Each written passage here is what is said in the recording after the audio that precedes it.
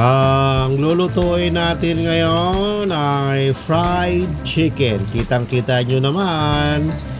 Simulan na natin. Ayan ang ating chicken. Lagay natin ng pepper powder, Spanish paprika. Lagay na natin ang onion powder. At lagyan natin ng asin. Maraming asin. Lagyan natin ng asin para umalat. Yan. Tamang-tama na yung asin sa alat. At lagyan natin ng masarap na MSG. At ilagay na natin ang ating itlog.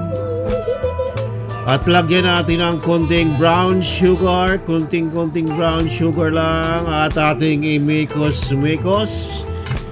Mikos-mikos lang natin. Mikos-mikos hanggang sa magkaluhaan ang lahat.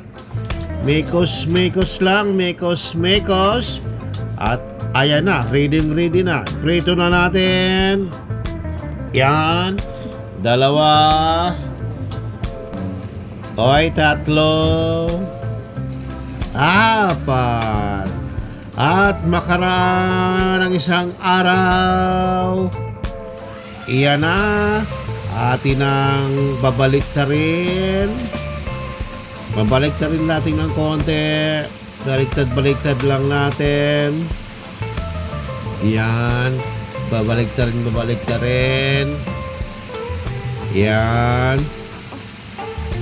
Yun. At pagkatapos ng isang araw pa, ayan na, luto na ang ating fried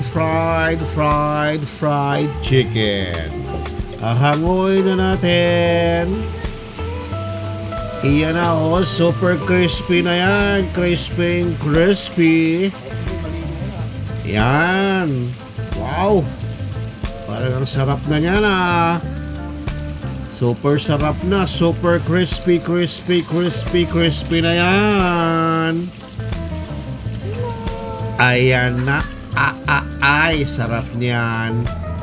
Iyon oh, ready na yan. Kaya't kain.